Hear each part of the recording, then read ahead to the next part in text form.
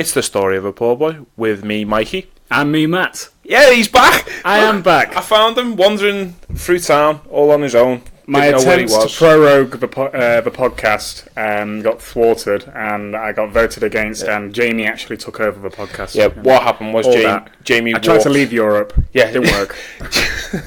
Matt was in the middle of making a speech in the House of Commons, and then Jamie walked from one side to the other. It was really weird, but he is back. We are back. It's this week's episode. So what we're going to talk about this week is Liverpool's win over Burnley, which I completely forgot about, to be honest. It's international break, and I'm really sad. It is the worst time of the year. I hate this international break more than any other international break, because it just feels like the season's it's getting there for everyone. Like, the season is first couple of games, it's all a bit training. Well, not training wheels, but it's just it's start of the season. Everyone's a bit rusty. Break everyone in. Yeah, the team's not been together for that long. If everyone's been on international duty and stuff. And then by the fourth game, everything starts to click, and we saw that against Burnley. We saw that. Well, maybe not so much with Salah and Mane together, but we'll get to that. But the team clicked properly. Yeah. And now we're straight into an international break. Yeah, it's an absolute killer. So fucking annoying every single year. It is. It's a momentum killer. So we're going to be talking about the Burnley game. We're going to have a little chat about age and power in football, which I thought was going to be completely dead by the time we got to this week's, and then Bobby Duncan fucked off. So we get to have a chat about that, and then we will have a little discussion about who's the next defender in our best team to play for Liverpool since football began in 1992. Which will give us an opportunity to talk about some of the awards one of our best ever footballers has won this week. UEFA's best. Yep, UEFA's best. I'm sure you all can guess who that is. And also, I guess we're going to touch on Salah and Mane during this Burnley stuff. So let's just crack on, eh?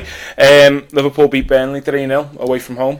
Going into the game, Man City had won, put the pressure slightly back on, even though it's early days yet, and yet Liverpool come through it with absolutely no problems at all. Yeah, it's except for a fallout between two of their best players, which was resolved within about 10 minutes, I think. I was going to say. Yeah, especially when we heard that Klopp was maybe going to rotate. There was going to be maybe a perhaps different midfield than what we saw against Arsenal. Mm-hmm. And Burnley away is a difficult place to go. We saw that trying to play against a really deep, really narrow defence was quite difficult for the first 40 minutes against Arsenal. But Burnley do that, and we do it better because they've got defenders who can actually defend. I am gutted that I wasn't around to talk about Arsenal last week, because it's just tactically fascinating, and I really love ripping into David Luiz, because I think he's just the worst.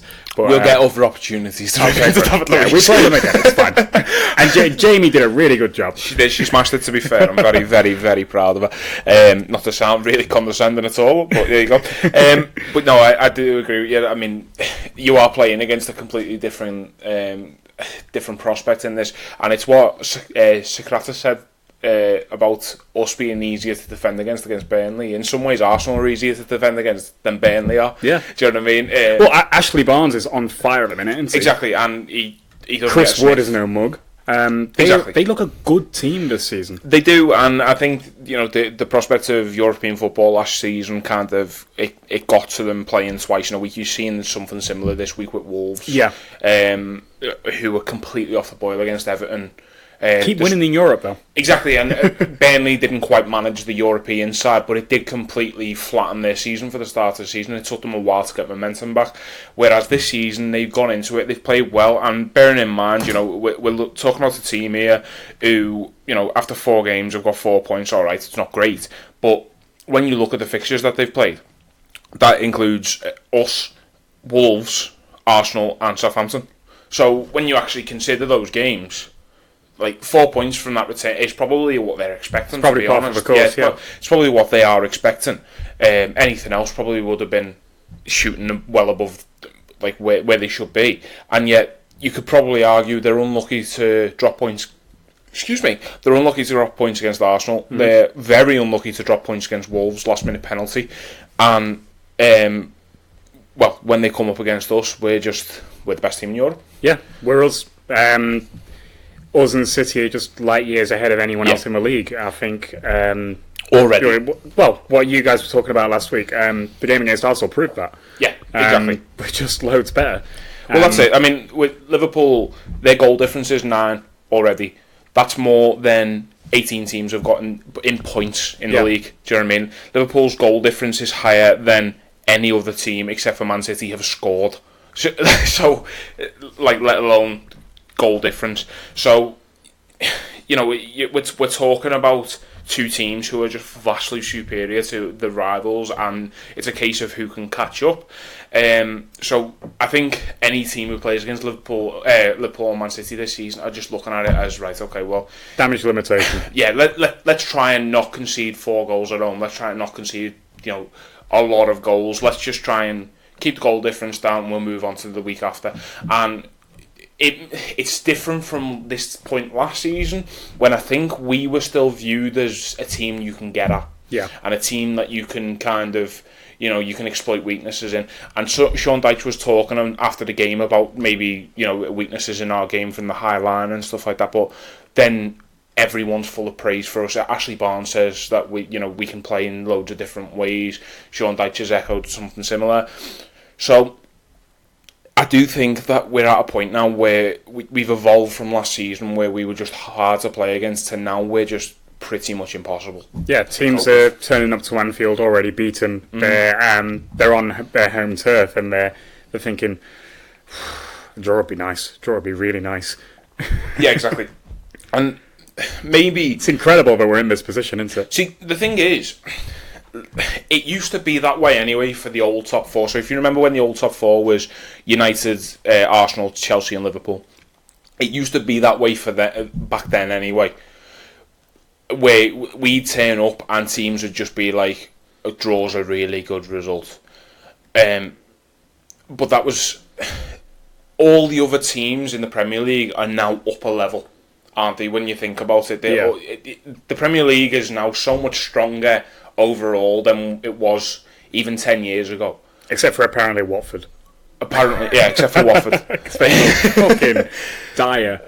Well, I mean, even Steve Bruce is doing a fantastic job with Newcastle. Who the fuck saw that coming? I mean, he's not. We'll see. We'll see if we can fit it in today. But, you know, you're looking at the league, though, and I would say the average quality of a team now is a lot higher than it used to be. So it used to just be the 4 teams. Now we're talking about a top 6, not a top 4. We're talking about a top 6. Who can break into a top 6? And then you're looking at the teams directly below the current top 6, as it were. And you're looking at Leicester and Wolves and Everton and West Ham. And, you know, teams who have quality players. You know, you look at Wolves, for example. Their 2 centre midfielders are João Moutinho and Ruben Neves. Now, there's an argument they're definitely better than what Arsenal start, and they're definitely better than what I would probably argue the only teams that those 2 wouldn't get in straight away are City and Liverpool. Mm-hmm. Like we're dealing with a completely different situation to 10 years ago, where teams would look at it and be like, yeah, we can take points off Liverpool and we can take points off Arsenal, Chelsea, and United. Sorry. Now though, it's, well, we can go and beat Man United, we can go and beat Chelsea, but Liverpool and City still remain those 2 constants of nothing's here. We're not getting anything here. And I think it's a massive compliment to what we've done, what Klopp's done, not we, what Klopp has done, and what... Nah, we were part of it. We've been there. Don't say yourself short. Yeah. I mean, you know, we sung us through against Dortmund all those years ago. Exactly. And, I only had 1 working lung. Yeah, exactly. So we can say we contributed. And, you know, it's credit to what Guardiola's done as well, because he's completely reinvented football and everything, do you know what I mean, according to Man City fans. But that's a different topic again. But we're not talking about them, we're talking about Burnley in this game. And Liverpool turn up, as you mentioned before, Jurgen Klopp says, we're going to rotate, you know, there's going to be rotation here, it's a long season, we're going to need rotation. And then names an unchanged 11. Yeah, the exact same 11. Which is... I was a bit confused when I saw it, but I thought, that is the most Jurgen Klopp thing I've ever seen in my entire life. for him to do something like that. Do you know what I mean? To just be like, oh yeah, we're probably going to rotate. Mind games, isn't it? Mind games. We're going to start Ryan Brewster. We're going to recall Ben Woodburn, get him back out. Bobby Duncan's not going anywhere. We're going to start him as well. But no, instead it's the same 11. Talk about that. I can't wait. I can't wait. That was the best day on Twitter since the fucking adult baby takeover on Neville Southall's. Yeah, I would argue was the best day on Twitter. I would argue yesterday beat it with Bojo's. That was pretty good. That was also pretty good. Fantastic. But yeah, again, to get distracted. But yeah, Jurgen Klopp, says rotation, doesn't rotate. It reminds me of years ago, Rafa Benitez had this stat where he'd used a different 11 for like 99 consecutive league games, and on the 100th he named the same team. And it was like, Rafa, it wasn't in Rafa's nature to be funny like that, really, but it feels like he just went, I can't miss this chance here. So, his wife noticed and dared him. Yeah, maybe. But I mean, Liverpool go into this game. So Adrian in goal, Alexander-Arnold, Joel Matip, Virgil van Dijk, and Andy Robertson. A midfield three of Henderson, Fabinho, and Wijnaldum, and then Salah, Firmino, and Mane up front. Yep. If I'm honest, first half we aren't great. No. Burnley's game plan is pretty good. Yeah. And we can't seem to break them down, and they are actually coming at us on the counter a bit. I was amazed at how many long balls we were playing as well, to be honest, because when you play against a team against Burnley, there's the first thing that you think of is they're strong. They've got aerial ability. Tarkowski and Ben Mee are two of the most underrated centre halves there are. Mm-hmm. So when Liverpool turn up and there seem to be a game plan of give it to the fullbacks, and the fullbacks will chip it forward to Bobby and see what Bobby can win. And it just did not seem to be. We got little flashes here and there of a chance, and then for the first half hour, I would say there's not much. It's working pretty well for Burnley. Obviously, Salah hits the post, and then we get that goal, that goal which made me want to dispute whether own goals should exist or not. Yeah. Heartbreaking, really, isn't it? It is really hard. Would that have been his first from open play for Liverpool? No, he scored against Maribor away, wasn't it? When Chamberlain scored in the same game. That gets a deflection as well, I'm sure. Yeah, but I'm sure he gets a goal in that game. And he's definitely scored another one as well, like running into the box. Was it Swansea or something where he just runs into the box because he's the best?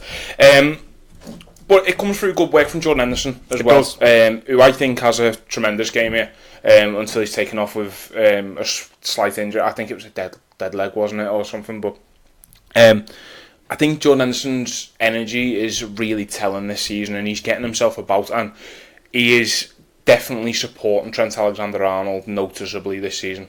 It's nice to see on that right-hand side, because couple of seasons ago we kind of had that partnership with Oxlade-Chamberlain and Trent, and like they were working off each other quite well, and obviously the injury to Oxlade-Chamberlain's happened and we didn't really have that when Henderson was holding, but now that Henderson's on that right hand side, it's looking a bit more like there is a bit of creativity in the midfield, and I know that flat midfield three is quite often criticised for not being creative enough, not getting enough goals, not getting enough assists. But like with Henderson in this more forward role, there is definitely more of that now. I would love to see how many pass before the assist we get hockey from assist. That midfield. Do you know what I mean? Hockey assist? Maybe. But it sounds like something I've heard. It's a hockey assist. But it sounds like something I've heard of before. But yeah, I would love to see how many of them our midfield gets. So, with particular emphasis on in this game, Wijnaldum and Henderson. Do you know what I mean? Supplying Robertson and supplying Alexander-Arnold. I just think it'd be very interesting to see, because the passes that they do make, there is often just an overlap and run, or someone's cut inside, as does happen with us, because they're players who can change it up a little bit, I guess. Yeah. Well, Henderson's got loads better at his quick switches, hasn't he? Yeah.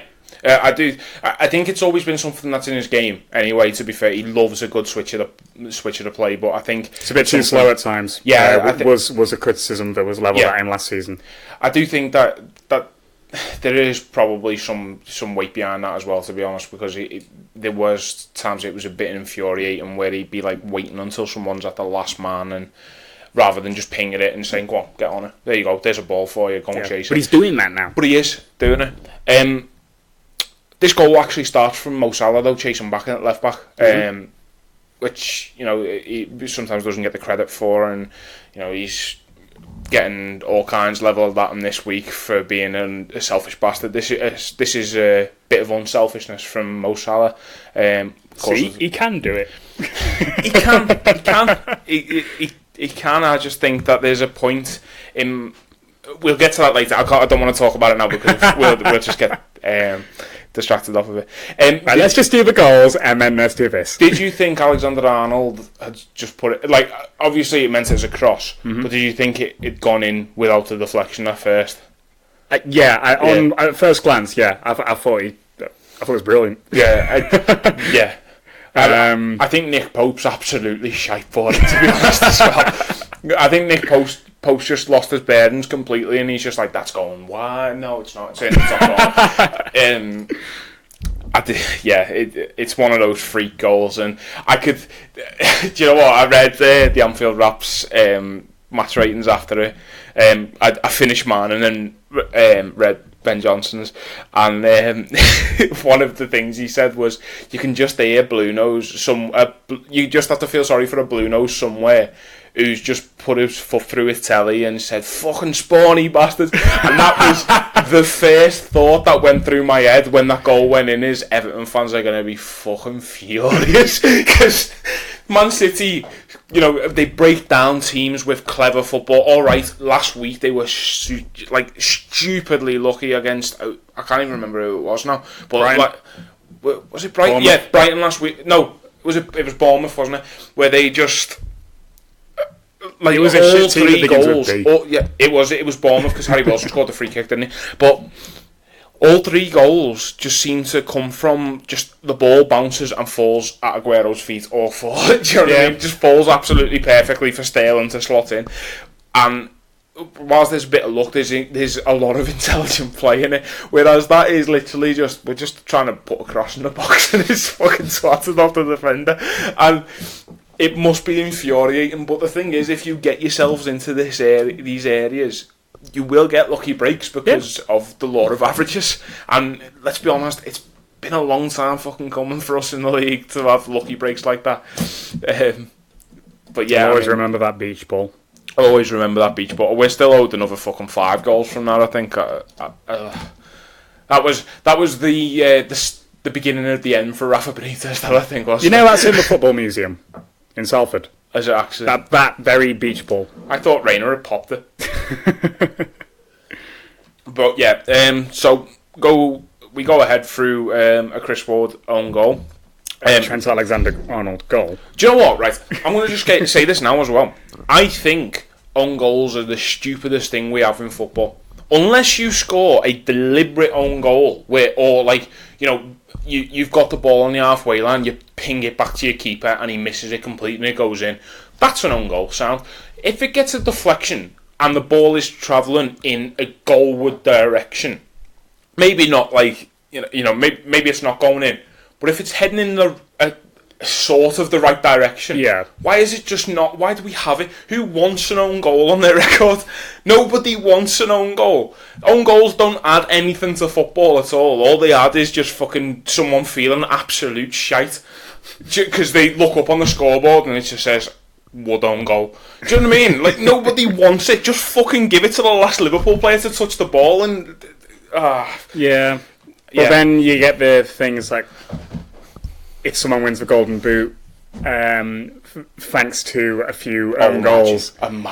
Imagine how angry people would be. Imagine. Oh, it would be incredible. Imagine Mo Salah and Harry Kane going for it on the last day. Mo Salah passes the ball to his left, 50 yards from goal. The defender thinks he's clearing it, just hoofs the ball, and it goes flying into the top corner, and it goes down as a Mo Salah own goal. Mo Salah goal.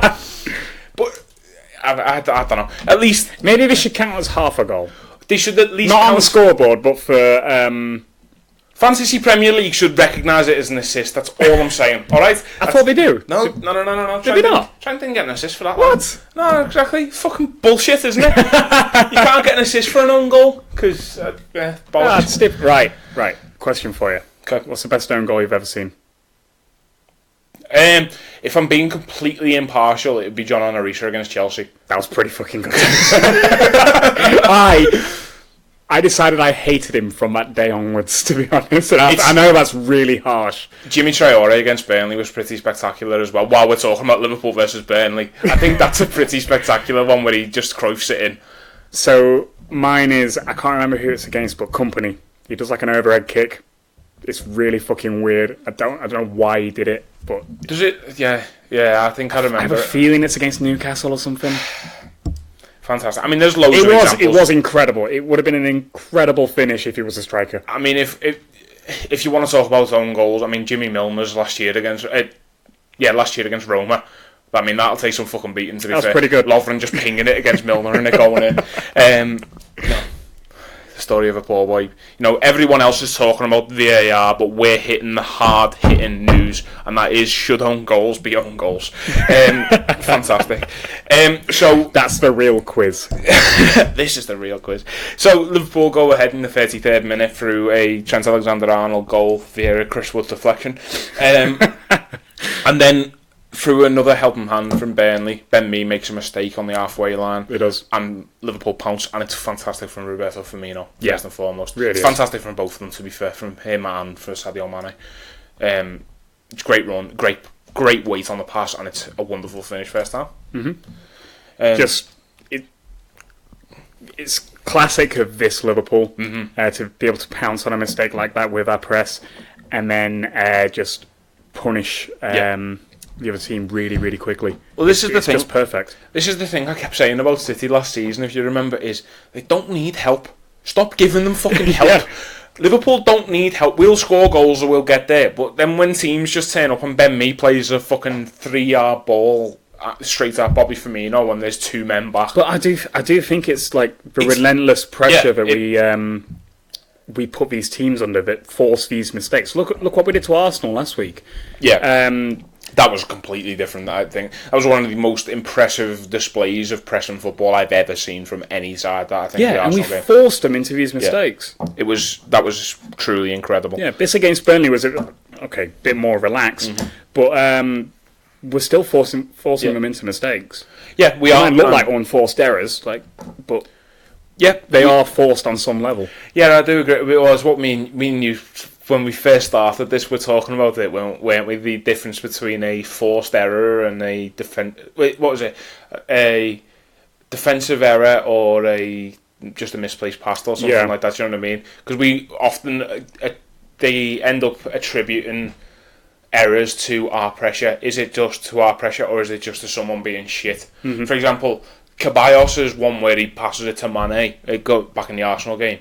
That is down to our pressure, but at the same time, he makes a conscious decision to try and ping a 60-yard ball across the pitch while he's got 3 Liverpool players around him. So it's a bit of both, do you know what I mean? Yeah. Whereas Ben Mee is literally trying to play a 3-yard pass and he is pressed down. He makes the mistake, but Liverpool are there to pounce on it. Mm-hmm. And you can't give this Liverpool team an inch. Nope. Because through 2 fortuitous goals, some would say, but I think the second one's fantastic. But it's still a lucky break. But we go in 2-0 up at half time, and Burnley will probably argue that it was level all the way through. Yeah, I think we had a good first few minutes, but then Burnley regrouped, and then it was quite an even game in that first half. Really, something that I never really noticed about Burnley. Well, I might notice it every time we play them, and then I just forget about it until we next play them. Is how snidey they are, how horrible they are. Yeah. All the little pushes, all the last minute. Like there's one where they put a ball into the box. I think Lennon crosses it, and Alexander-Arnold clears it, and then Ashley Barnes just runs into him and just pushes him, and then whilst he's still running, just pushes Adrian as well. And it's like you're not going to do anything about that, you know what I mean? And then they've got the cheek to turn around and be in the ref's ear all game. You know, you see Ashley Barnes as well, like he's pinned Matip to the floor at one point. It's just snidey It's the game plan, though. It is. Like they've a new Stoke. Maybe. Well, yeah, I suppose they are. They've mastered it a lot better than Stoke ever did, to be fair. Stoke spent money to get to where they were. Well, Burnley, let's be honest, they've still got a championship team.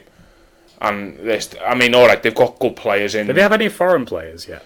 Ashley Barnes is technically Austrian. Okay.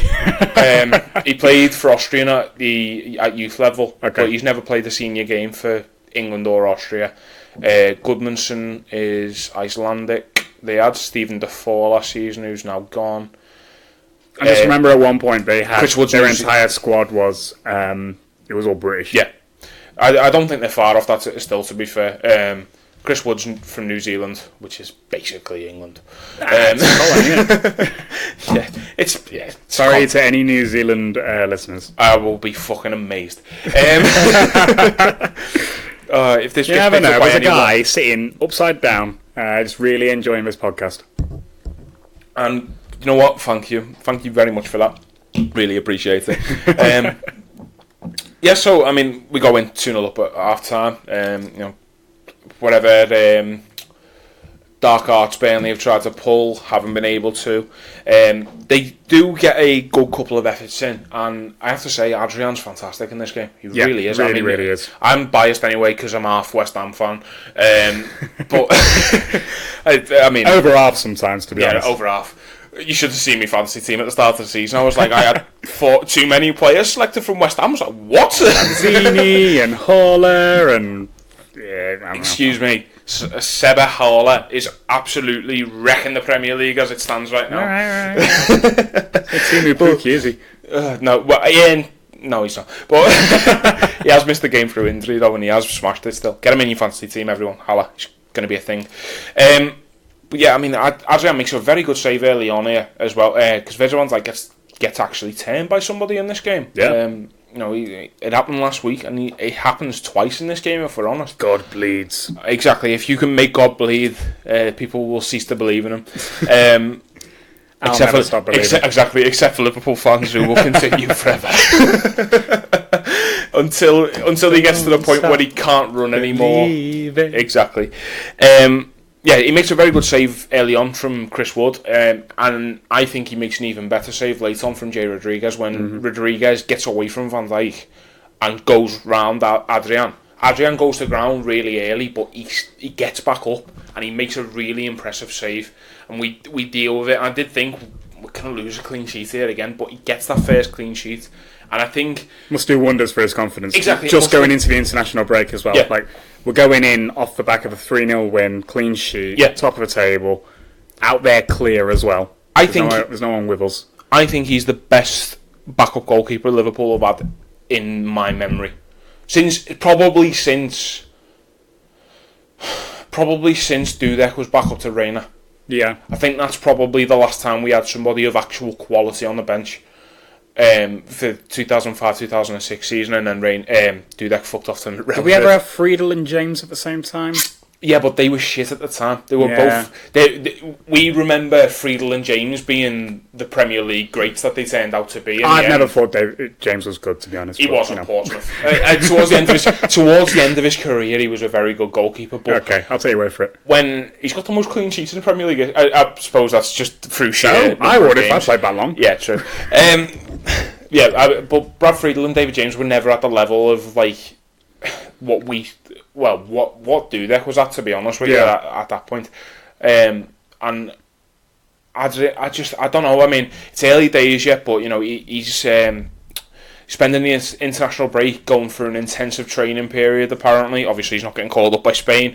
But you know, he's bringing him up to speed with like what we'd expect from Alisson. Exactly, and I do think he is so much better than Simon Mignolet, and he installs so much more confidence already, I think. And also, there's been a bit of criticism for his passing from the back, but he's trying it.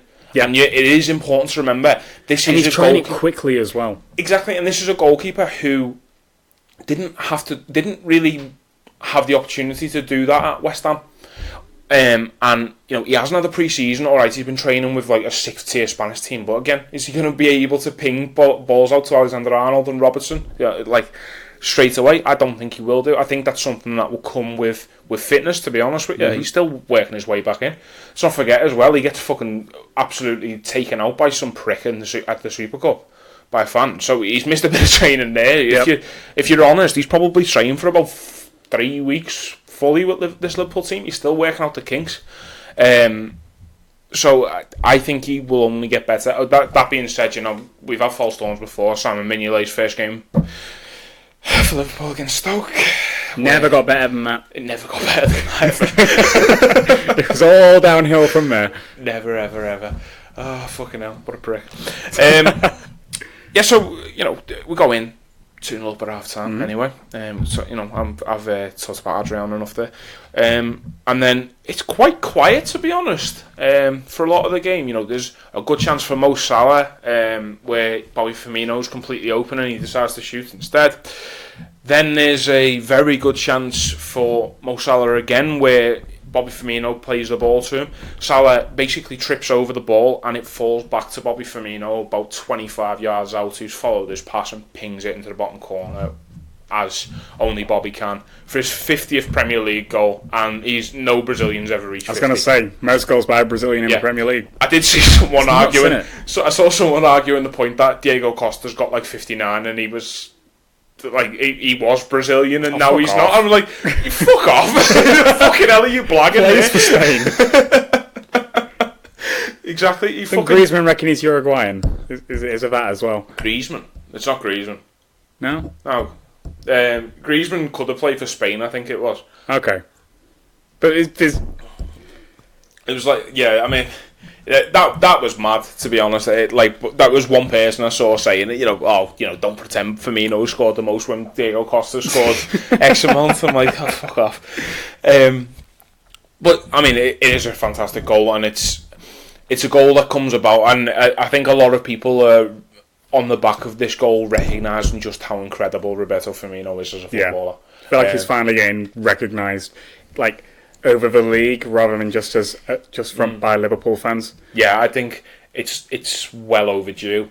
He is by far and away my favourite Liverpool player, which is saying something because I idolise Virgil van Dijk. But this team doesn't work without Firmino. Exactly, it doesn't. It doesn't work at all without Bobby. He's key to everything. Yeah. He really is, and it's another fantastic performance where he's creating so many opportunities for the other two without you even noticing. Just by dropping off, he creates space. Someone creates space. Exactly, someone has to follow when those spaces open up behind. And what even would you call his position? Is he a false 9.5? It's just false 9, I think. At this point, he's not a pure false 9 though, because he is physical and he will get up there and he will do that 9 job. Yeah, I guess, but I don't know. I feel like there's maybe a gap in the market, like where Makelele got the Makelele role. Maybe we're just going to have to start calling it the Firmino role, to be honest, because it's not a striker. It's not a striker. It's not a classic centre forward role either. It's not even a pressing forward. It's just basically Bobby. It's as simple as that. He's a physical pressing 10. Exactly. Who also scores goals. He's been fantastic since Klopp came in anyway. Since he's been playing this right position, who fucking knew? I knew he wasn't a right wing back. Those days at right wing back were great. Starting him right wing back away at Man United. Do you know what? I reckon he'd do a job there now. If you asked him to play there now, he'd do a fucking great job. But when he's just coming in and getting to know everyone, maybe right wing back wasn't the position to put him in. Walks into training that day, it's like, you what? Exactly. We are talking about a manager who did start Lazar Markovic in a similar role, who has got himself a move back to Partizan Belgrade, where he started his career. Good luck to you. Yeah, you good for him. Fucking shite. It feels a bit harsh, but there you go.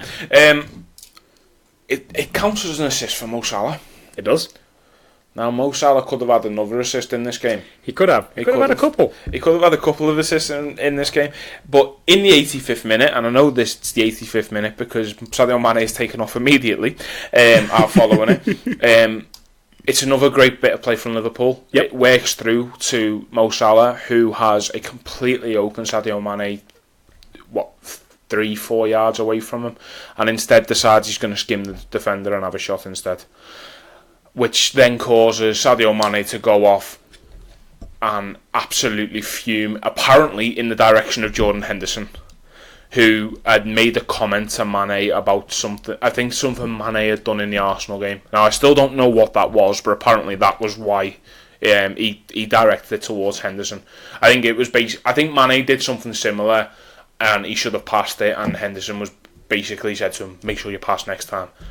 And I think it was basically Mane just turned around and go, will you fucking say the same thing to him then? Do you know what I mean? James Milner has to step in to calm him down, and Sky fucking loved every second of it. God. Are you even slightly arsed? No. Yeah, same. Do you remember how much Suarez and Sturridge were just genuinely unhappy when the other one scored? Yeah, exactly. I just it was like, you fucking bastard, I want to do that. We are talking... This kind of shit breeds better players. Yeah, exactly. There's a friendly competition between them. Obviously, like, tensions can spill over. Mane obviously wants a goal. Salah obviously wants a goal. But Mane had a goal. Yeah, I know he did. But they're strikers at the end of the day. Strikers are greedy. They just are. I have said before, I'm a bit annoyed with Mo Salah because he does do this a lot, and he does.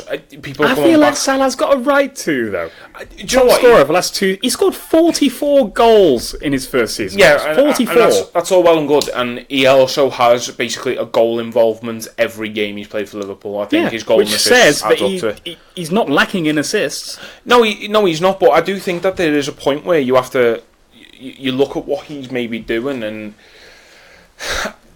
I don't think that there's a genuine greediness where he's just like, I'm not going to pass ever. I do think that there are points though where Mo Salah is just kind of arrows in on the goal, and he's just like, listen, I'm taking this shot regardless of what happens. He does. He does do that. It sometimes strikers do, and he does score belters from doing that. No, I know, but what I mean is sometimes if you just have a better eye of what's around you, Liverpool will score more goals if people use the ball better in that kind of situation. Yeah. And this isn't just Salah, to be fair. Mane does it as well, and he does. Bobby does it. It's more noticeable when Salah does it, I think, to be honest, purely because people come to expect it. Yeah, people come to expect it. People expect it of your 44-goal season striker, as you were saying before.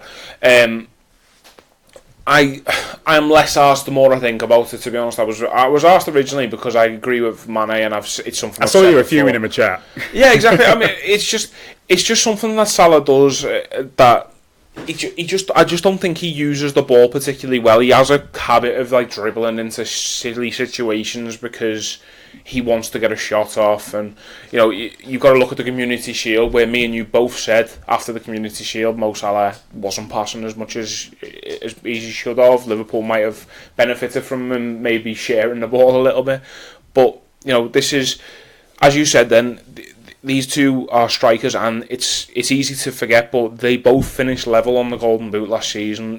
They're both against each other at the end of the day, and it is a competition. And also, Liverpool went 1-0 up. Liverpool went drawing 0-0. Liverpool didn't need a goal. They were 3-0 up at this point, and they were cruising. So if Mo Salah fancies a goal, then Mo Salah, by all accounts, is entitled to go for one. Mm-hmm. Yeah, from there. But that's with perspective. I was still fuming. I've left a tweet on there saying that Salah's a selfish bastard, but got to own it, haven't you? Pin it. Yeah, fuck it. Why not? Yeah, I mean, there's not really much else to talk about on Burnley. Comfortable 3-0 win. As comfortable as Burnley away ever is, to be honest. Yeah. I thought it was going to be loads worse than that. Yeah, exactly. It could have been such hard graft. I mean, you look at the last two trips we've had there. It could have been so much harder than that, and it wasn't. Man of the match? Bobby. That's fair. I'm going Virg. I love Virgil. I'm just going with Virgil because at the end of the day, he kind of just cemented what had happened in the week before. You could just cut and paste this and stick it in every fucking podcast. Yeah, I do think that. I'm going to go Virg. Mate, he's just the best. Do you know what? We should start adding up. We should start keeping a tally of who we give man of the match to. I didn't get a chance to ask you last week, so I'll ask you now. What player would you have out of Burnley? With the benefit of hindsight now, who would you have out of Burnley? Not Pope. Not Pope, so. Okay. Barnes. Yeah, I can sort of... I think having a player like him on the bench that you can... Because he's just such a natural finisher. You can just stick him up there and you can just change the game plan completely. Yeah. From having Bobby as your false 9, in fact, 9.5, whatever. If that's not particularly working, you can have him and you can force a goal through him, I think. Yeah, I probably agree, to be honest. It's either him or McNeil, who started left wing. Mm-hmm. Give Trent a good game, and Trent matched them every step of the way, but he's only young himself, and I think Liverpool are in the market for a new winger. Well, they should be anyway. So, or a new young forward, which would lead absolutely perfectly on to one who's just left the football club. Ah, nice segue. See, I knew what I was doing there. Yes, so I mean, we can let's chat about agents in football then. Safe. What happened, man? Oh, poor Safe. Poor Safe. Yeah, we won't dwell on this too long because we've just managed to get 40 minutes out of Burnley chat there. So wow. I'm impressed. I know. I didn't think there was that much to talk about. No, you're right, but we did well. I came here, I was like, this will probably be a really quick one. Yeah, we'll be done in half an hour. I was going to say that before we start. But yeah, so Safe. So Bobby Duncan. So Steven Gerrard's cousin, don't you know? Because on very low wages. It was on very low wages. On very low wages of only $7,500 a year. How does he live? How does he live? So basically, if you've been away from Twitter or whatever for the last week or two, Bobby Duncan basically lashed all of his toys out the pram and said, "I want to move away from Liverpool because I want guaranteed game time." Fiorentina came in for him. Liverpool said, "No, we see your future here." He said, "No, I want to leave." And then his agent lashed a bizarre statement. Statement is what I'm going to go with. An official statement. Yeah, on his Twitter saying that basically Liverpool were holding Bobby Duncan prisoner, that they were affecting his mental health and he wasn't going outside. Bobby Duncan retweeted it and said, "I just want to play football." Loads got made of it, and it was basically the kind of situation you expect to find yourself in with, say, Liverpool did find themselves in with Raheem Sterling. Mm-hmm. Or Luis Suarez, established footballers who've maybe earned their opportunity, who are trying to maybe get a move away. Not with a 18-year-old who's done fuck all except for do the exact same thing to Man City last season to force a move to Liverpool, which was apparently his dream move. It's really, really strange. Like that whole statement. Mentioning the low wages a couple of times, mentioning Steven Gerrard as a cousin, just trying to get as much traction behind it as possible, to try and raise the profile of whatever, and trying to force Liverpool's hand to get rid of Bobby Duncan. And everyone saw through it immediately. This bringing up of his mental health suffering in the statement, that is. If that is the case, that is absolutely not the right thing to do. You should not be bringing that up and putting it in the light today for everyone to see. Yeah, exactly. It's a private issue. It's using it for leverage. Yeah, at the end exactly. Of the day. And he should not be using it for leverage. And within 10 minutes of him putting that statement out, people went back through his Twitter saying that he wouldn't have someone who is mentally unwell want to be on a plane with him. Something like that. Ridiculous. Yeah. It was just a complete. If there's one thing we can take from this is that you never want to upset Liverpool Twitter, because Liverpool Twitter will find absolutely everything bad you've ever said. We can crash plane websites. We can track cars. It is. We can do fucking anything. We can ruin your career in half an hour. We can get you cancelled. And that is exactly what's happened. Safe has had to delete his Twitter following what happened, because loads of tweets came up about what his opinion is on gay people, on gay penguins, on gay penguins, poor gay penguins. He posted racist comments, again, things about mental health, things about, I'm sure there was sexist stuff on there as well. Yeah, there was everything the England women's team coming back and a picture of Potts in a something like that. Yeah, everything that you wouldn't want your representative to have, basically, on their profile. Basically a 12-year-old's Twitter. Yeah, exactly. Or a 50-year-old man's. But he does. He puts it all up. He's has an argument with Jamie Carragher. So not only is he pissed, went for Steven Gerrard, he then has a go at Jamie Carragher as well. He went really defensive really quickly. Yeah, he brought up the spitting straight away immediately, and it's absolutely baffling because this is a player who did very well last year for the youngsters. Do you know what I mean? He got loads of goals alongside Paul Glatzel. Seemed to have his future on, ready and waiting for him there. Yep. If he had the initiative to go and fight for it, and apparently it's at his dream club. Don't need telling, but where his cousin made his name. I find it absolutely fascinating, by the way, that this young lad wants to move out of this club so badly. His cousin's a football manager, and yet his cousin wants absolutely nothing to do with him. Do you know what I mean?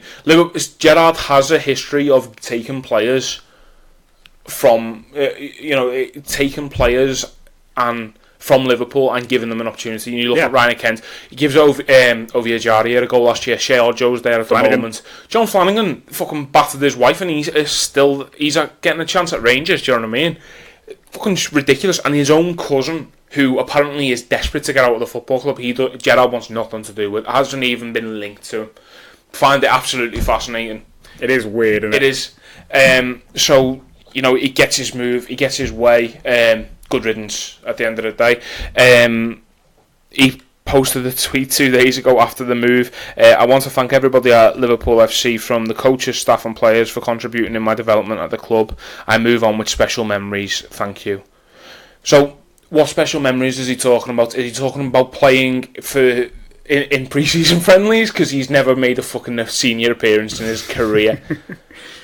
I suppose joining the first team on pre-season can be a big thing. He won the FA Youth Cup last season as well. I mean, it should probably add that in as well. But he is just... It is ridiculous. He's taken on Liverpool Football Club, which I think if you ask a lot of young players at the moment which club they would want to be at, I think Liverpool are right up there. He's proven track record of, if there's a proven route up to the first team in Trent Alexander-Arnold if you've got the quality. I mean, there were question marks about his quality, to be fair. Apparently in pre-season, Andy Robertson was furious with him because he just couldn't finish. Apparently he just kept making chances and he just would not finish them, and it got a bit... I think people got a bit wound up with him, to be honest. I can't remember where I saw it. I saw it on Twitter yesterday, but... it is fascinating how his agent has just seemed to have just given him such a bad reputation already, and it's a reputation that will follow him around now. Yeah, I don't understand why anyone would want to work with him. I don't understand why anyone would ever want to work with that agent again. Mm-hmm. To be honest, it just seems like he's flushed both their careers down the toilet. Yeah, exactly. I mean, he put up a statement himself, the agent, saying basically. There aren't many better at what they do than him, and he'll do things that some people wouldn't even dream of doing to force a move. I mean, it's a pretty common move, to be honest, to release a statement to, maybe not on your own Twitter. Normally it's just leak it to the press and say, Liverpool holding me hostage here. But Liverpool is just, he signed a contract, and Liverpool just basically said to him, listen, we see a future for you here if you are willing to stick it out. Clearly he wasn't, and he clearly wasn't cut out for the club. I wouldn't say good luck to him, to be honest, because I don't really give a flying fuck. I was going to say, fair fucks to him. Yeah, I mean, at the end of the day, if it comes about because all he wants to do is play senior football, then there's a part of me that can sort of understand it. But maybe... The mention of the very low wages kind of throws that off. Exactly. That's the thing. Being on very low wages, it doesn't need to be brought up, does it? Do you know what I mean? You just kind of leave that. That will get sorted out with age, you know what I mean? You're still earning more than you should be at that age. And He knew when he was signing that we have this wage structure in place for young players. I don't understand what changed.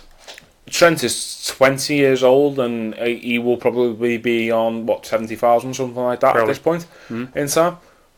Use him as an example. Force your way into the team.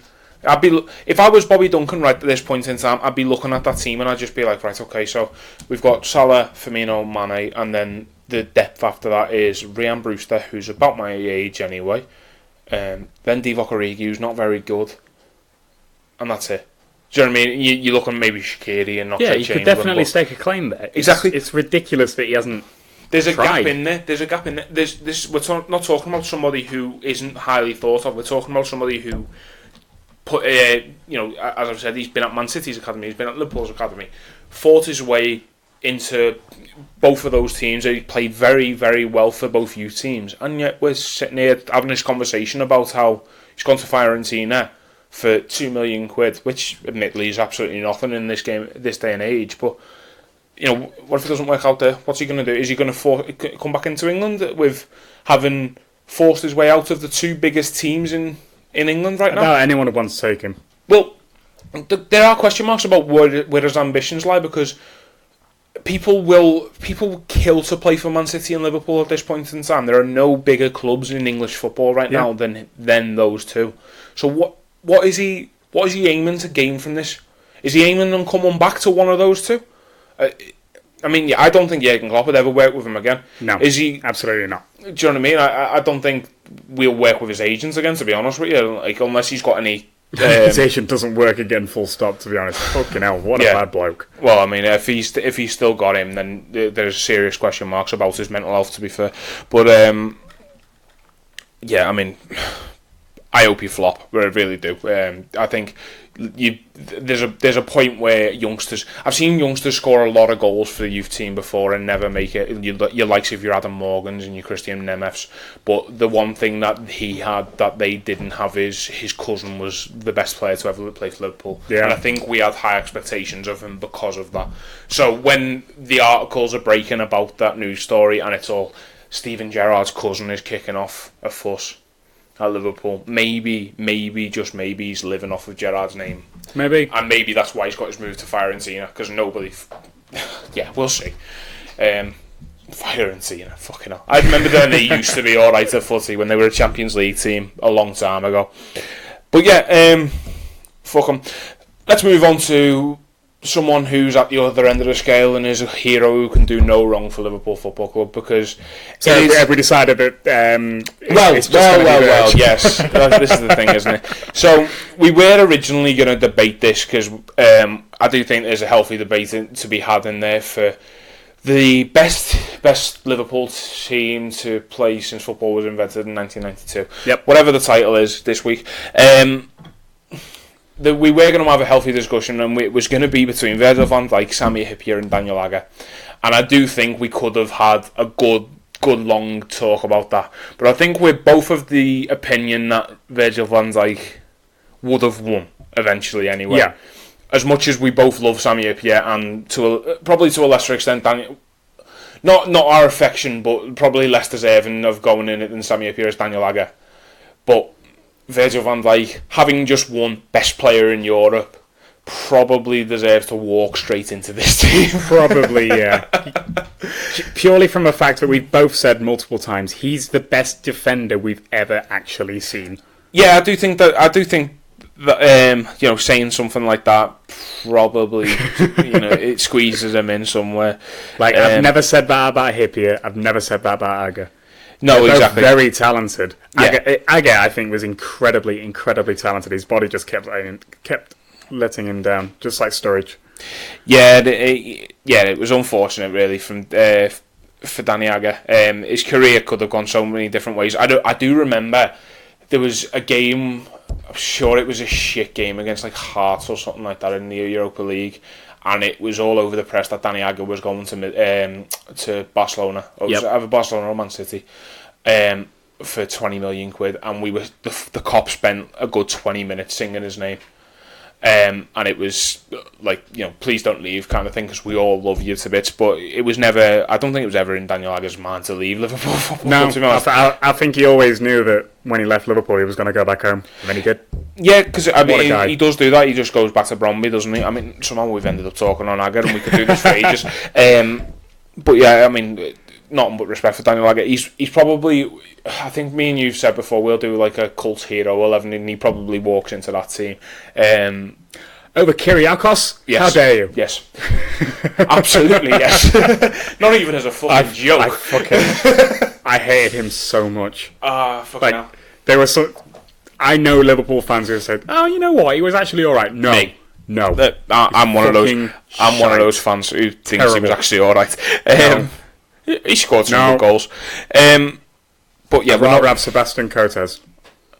He's turned into a good defender for Sporting Lisbon, not for Liverpool, but he's turned, and we'll always have that over. I'd rather have Thiago Ilori. Yeah, I'd rather have Jose Enrique. Yes, so But yeah, it's Virg. Yeah, it's Virgil. Sammy is probably one of the greatest signings of all time in the Premier League. Picked up for £2 million from Willem II. I do feel like we just do need to mention Sami Hyypiä, and we have considered Sami Hyypiä. It does need to be in this at some point. But Sammy's won pretty much everything there is to win at Liverpool. He won everything that Gerrard won. And then, obviously, they both missed out on the Premier League, but everything was there. He was he vice captain under Julio? Redknapp was club captain, Fowler was vice, and then I think Sammy was third choice or something like that. But he ends up being Liverpool captain for a spell when Fowler and Redknapp leave, and then hands over to Gerrard. He is a fantastic footballer. I was very sad when he eventually hung up his boots. I do think he left a bit late, to be honest, but just purely because he just didn't have the legs anymore. Yeah, possibly. Which, not his fault really, but it happens to everyone. But Virgil van Dijk. Okay, so Virgil van Dijk was bought from Southampton for a fee of £75 million. Bargain. The best £75 million you will ever see spent on a footballer. He made his Liverpool debut on the 5th of January 2018 against Everton in the third round of the FA Cup. And he scored. He's up there with the best days of my life. It's right up there. His first goal came on that game, as Matt's just said. His win ratio since he played for Liverpool, he has won 70.51% of his games, won 55, drawn 11 and lost 12. I can't believe he's lost 12. Games to goals ratio is 9.75. That's impressive, that. For a centre-half. Goal every 10 games. Considering he didn't score for nearly a year. He's getting quite a few goals this season. Yeah, he's getting there, isn't he? He's absolutely getting quite a few goals this season. Yeah. So he is... At the moment, he's played 78 games for Liverpool, flown over, and he's got 8 goals, which is really impressive. Not bad for a centre-half. His honours include the 2019 PFA Player of the Year, the Champions League in 2019, the UEFA Defender of the Year for 2019, and, of course, the UEFA Men's Player of the Year 2019, beating out Cristiano Ronaldo and Lionel Messi to it. I mean... Fully deserved. I remember there are quite a few people out there saying that it's a travesty that Messi didn't win all those bollocks. But the same people, Rio Ferdinand is the main fella, basically. He's the most high-profile person saying that it's a travesty that Messi and Ronaldo didn't win. However, if you look back over what he said about Luka Modric winning it last season over Mo Salah, when Mo Salah scored 44 goals for Liverpool in the season, he basically said, "Oh no, Modric deserves it. He's been fantastic." Modric scored 1 goal for Real Madrid and 1 goal for Croatia as well. Yep. So I think there's a little bit of bias coming in. There is a bit, yeah. Not to mention he's best mates with Cristiano Ronaldo from the United days, and everyone loves Lionel Messi, don't they? Except for Cristiano Ronaldo. And that little kid who ran on and put the fingers up to him. Yeah. But, I mean, I remember the day Virgil van Dijk signed for Liverpool. It was great. It was a great day, wasn't it? So good. I remember I was on the way to drop off a ticket for my mate, and me and Jamie were sat in the car, and she went, "Have you seen this picture?" And it was Virg holding the Liverpool shirt up in front of a Christmas tree. I was like, it's fake, it's photoshopped. She went, "Mikey, it's from Liverpool's official page." I was like, screamed as loud. It was weird though, wasn't it? Like when it just when came out of nowhere. It was announced the that rumours were that he 27th was literally just about to sign for City. Yeah. And then we saw a picture of him with a Liverpool shirt, and we were like, well, what? You say that. I never thought he was going anywhere other than us, to be honest with you. Like, there was never a point in my... Like, he said in the summer, didn't he, that beforehand, that he wanted the move to Liverpool with the choice, and we fucked it because we tapped him up, basically, when we were on the verge of... we were on the... nice. On the precipice of losing him completely, because, we had to apologise. It was a really embarrassing thing, and, we all had our head falling off moment. We didn't get Keita straight away, we didn't get Verge.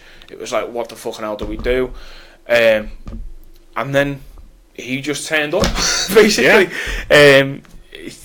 I think he was with Genie or something, wasn't he? And, it was. I think it was the point as well where we were still half convinced Philip Coutinho might be staying, and it was just we like, oh my god, how good are we? How good are we? We're gonna have the Fab Four as it was back then. We're gonna have Verge at the back, and just.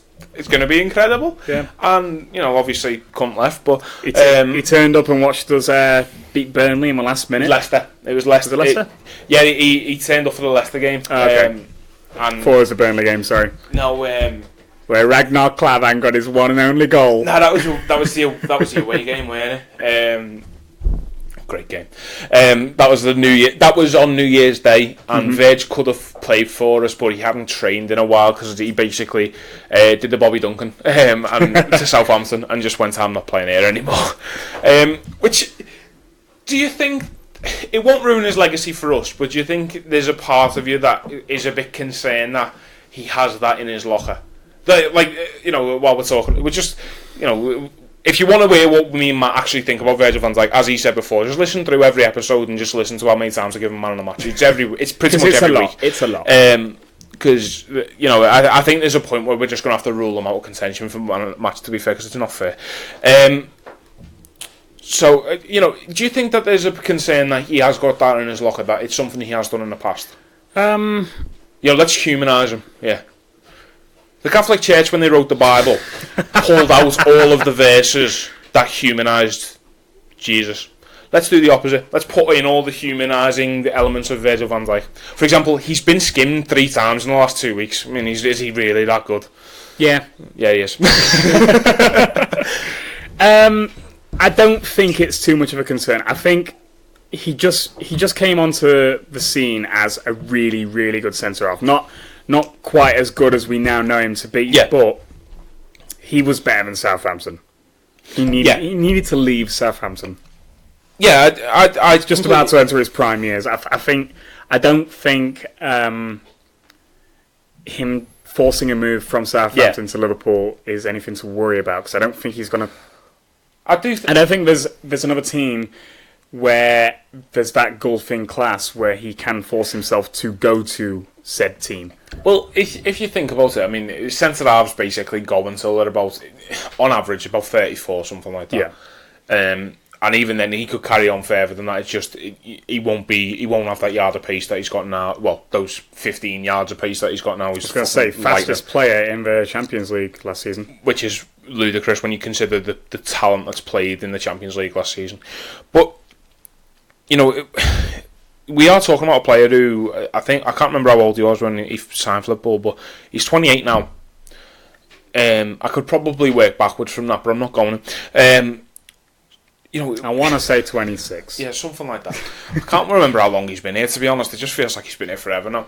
But you are at a point there where you are starting to think, listen, if this doesn't happen now, it might not. It might just not. I might end up just sitting here forever. Do you know what I mean? And I don't think he would have got that far. I think there are a host of clubs who would have ended up throwing everything at him. As you said, Man City were linked with him. They went for Laporte in the end instead. Arsenal could do the centre half. Maybe they'd have heard of Virgil van Dijk by that point. They'd still probably wouldn't. Chelsea apparently wanted him as well. Yeah, because do you remember in the summer before, Antonio Conte came out and basically went, "Listen, we have to stop City getting him, because if they get him, that's it."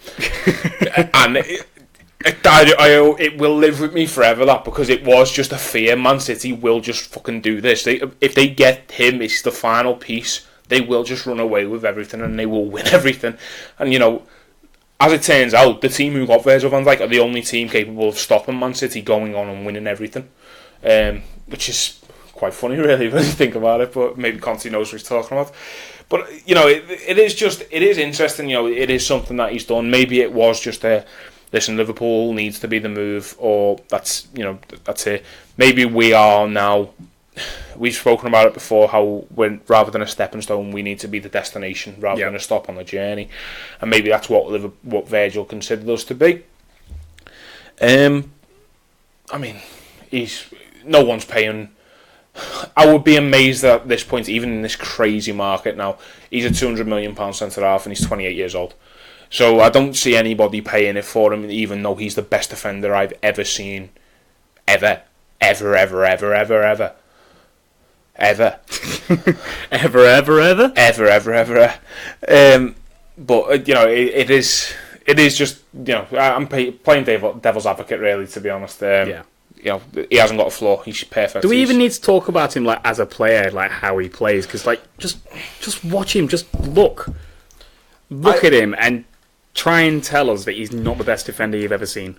I think the most impressive thing about Virgil van Dijk, aside from the fact that he's the best defender I've ever seen, is that he makes everything just effortless. And I was going to say, that's the thing with me. He never looks like he's breaking a sweat. He never looks like he's running. Yeah, the thing is, you know when Dejan Lovren has a really good game for Liverpool? Yeah. You know how much effort Dejan's put in. He leaves everything out there. Mm-hmm. And, you know, he always... That's what Martin Skirtle used to do on his good days. Well, yeah, I mean, they were very few and far between. He did have them. He had good goal-scoring days. I refuse to believe I've ever seen him play well defensively. Cunt. Sakho was a prime example of somebody who, when he had a good game, you knew Mamadou Sakho put everything into that game. Absolutely everything. Virgil van Dijk, I can't tell the difference between when he's playing at Burnley away or when he's playing at Barcelona away. Do you know what I mean? When he's put the energy levels he puts in, this isn't to say he's not trying. This is to say that this is a man who has... He is not tested sufficiently to look tired. You know, Nicolas Pepe goes past them on last week, yeah. Alright, you know, you've probably seen the clip. And then within 2 seconds, Virg is back in front of him. And this is without breaking a sweat. This is without him, you know, going into overdrive or anything like that. This is him basically just jogging and catching up to him. And this is apparently somebody who's one of the fastest wingers in the world. I think I said it last week. Was you not really pissed off if you just paid £75 million for a fucking winger who's meant to be the quickest player in League One, and then he turns up and the centre-halves are outrunning him? 28-year-old Dutch centre-halves. You would be gutted. Just outrunning him. I mean, 6'5" centre-halves as well. Exactly. I mean... There's such an effortlessness about his play, and it's so evident when you watch videos of like there's a 50-50 coming up, and you just see Virg just turn it into an 80-20 instead, because he just turns on that inch of pace, and it's almost like you just don't notice him do it, because it's not like he's running full pelt. You know what I mean? But fantastic. I think one thing that really gets underrated with him as well is how well he reads the game. Yeah. Because you don't end up being as effortless as his game is without, you know, being without knowing what's going on. Exactly, without reading a situation properly. And I think he's been, for about 2 years now, comfortably the best defender in the world. Yep. Definitely the best defender in the Premier League, and since he's joined Liverpool, he's the best defender in the world, and that's that really. It wasn't really hard, to be honest, about Virg in this. When you actually think about it, I thought it was going to be a lot harder because I love Sami Hyypiä. But he's not the best defender you've ever seen. He did a lot of good things for Liverpool. He was part of Liverpool's back line for 10 years. Yeah, Sami Hyypiä, and He came in and nobody knew who he was at all, and he came in and made a solid partnership with Stefan Onshow and with Jamie Carragher as well, and that needs credit, because, you know, Virgil van Dijk has got a rota. He's got a rota of who he's a partner with right now, but Hyypiä got established relationships with people for good seasons. You know what I mean? And then when Onshow dropped out, Carragher came in, and if anything, Liverpool went better, and obviously Carragher's a lot to do with that. But I do think. I think it's easy to forget how good Sami Hyypiä was because of how good Jamie Carragher was as well. Do you know what I mean? Maybe that plays against him as well because maybe maybe you're looking at him and you're like, well, were you that good or were you playing alongside somebody I rate as the second best defender I've ever seen? But I mean, for me to sit there and say that about Carragher when Carragher's my hero just tells you how much I love Virgil van Dijk. So Virg makes his way into our best ever Liverpool team to play since football was invented in 1992. Got a back line. It's so close. Yeah, so close. And then next week's going to be interesting. Next week we pick Andy Robertson. Yes, we do. If I have anything to do with it, because John Anarisa is not going in that fucking team. He's not. Next week, the contestants are going to have to be, just thinking about it now, they're going to have to be Robertson, Risa, and Alberto Moreno. No. Jose Enrique. No. John Flanagan. Jimmy Traore. John Flanagan is a good shout, that, Fabio Aurelio is probably a shout, I think we could do that. I mean, let's be honest, it's going to be turning into Robertson versus Risa. It is. So we'll have that discussion. We'll have that debate next week. We'll see. But for now, Virgil van Dijk slots in at left centre half. So that's been this week's The Story of a Poor Boy. Thank you very much for listening. If you've liked what you heard here, then follow us on Twitter, like us on Facebook, follow us on Spotify, Podbean, iTunes. You'd think I'd remember this by now. iTunes, Podcast Addict, WordPress. All good places where you can find podcasts. All good places and some rubbish ones as well. Yeah. Follow us. We'll try and get something out next week as well. But until then, enjoy your international break if you can. Don't support. I forgot it's the international break. I'm sorry. I was really happy for like half an hour there. I'm sad now. But next week we get to talk about Newcastle. The build up towards Newcastle. We haven't even touched the Champions League group. I guess that can be next week's show. To be honest, let's do that. We can talk about next week. We'll do a Champions League group and we'll do looking forward to Newcastle. Yeah, and we'll start planning next week's every week, I think, rather than you turning up and I go, so what do you want to talk about this today then? So thanks very much for listening. We'll see you next week. Up to that. See ya.